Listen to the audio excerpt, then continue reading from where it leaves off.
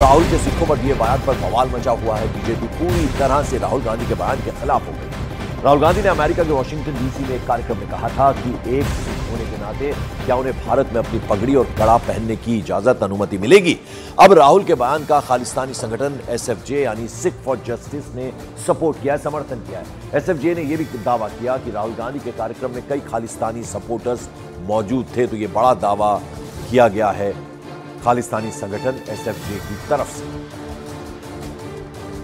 तो यानी पगड़ी वाले बयान का अब खालिस्तानी संगठन ने सपोर्ट किया है। राहुल गांधी ने कहा था एक सिख होने के नाते क्या उन्हें भारत में अपनी पगड़ी और कड़ा पहनने की इजाजत अनुमति मिलेगी।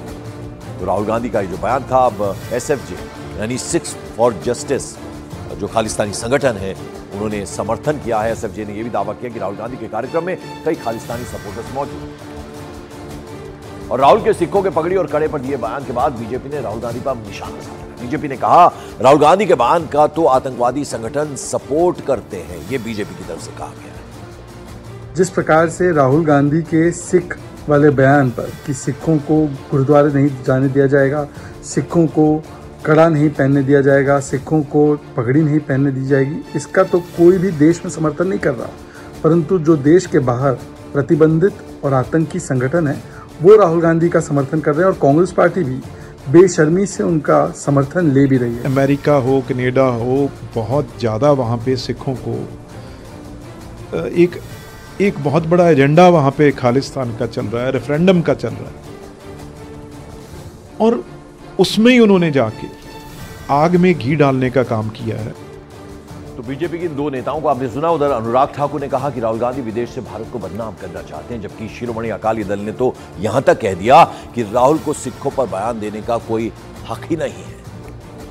और राहुल गांधी जी मेरे साथ कितने सिख भाई बहन खड़े, किसी को पगड़ी पहनने पे कोई रोक नहीं, किसी को गुरुद्वारे जाने पे कोई रोक नहीं, किसी को सत श्री अकाल बोलने में कोई रोक नहीं, किसी को वाहिगुरु जी का खालसा वाहिगुरु जी की फतेह बोलने में रोक नहीं, सत श्री अकाल। लेकिन आप विदेशों में बैठे सिख भाइयों या विदेशी लोगों के बीच में जाकर भारत को बदनाम करना चाहते हैं। को मैं बेनती करूंगा कि you are the last person who can speak on this. आपको क्या नैतिक आधार है या अधिकार है कि आप इस मुद्दे पे बोल सकें? आपकी पार्टी ने, आपके परिवार ने जो कुछ सिखों के साथ किया है वो तो आज तक कभी हिंदुस्तान में या दुनिया में कभी हुआ ही नहीं। लेकिन कांग्रेस ने दावा किया कि बीजेपी ने राहुल गांधी का वीडियो काट छांट कर चलाया और राहुल के बयान को सिखों से जबरन जोड़ा भी गया। साथ ही यह भी कहा कि बीजेपी का एजेंडा है कि सिर्फ राहुल गांधी पर हमला करो।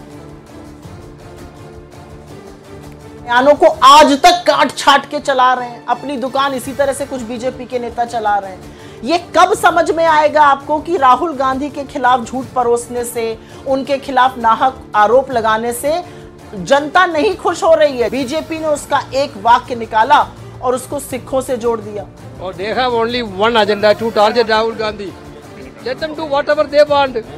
But people of Bharat is with Rahul Gandhi.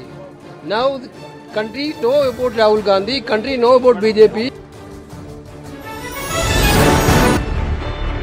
News 18 India Chaupal, एक ऐसा मंच जहां जब जब बात निकलेगी तो सिर्फ दूर तक नहीं बल्कि दुनिया के कोने कोने में जाएगी, क्योंकि इस बार बात होगी भारत के वैश्विक महाशक्ति बनने के लक्ष्य पर।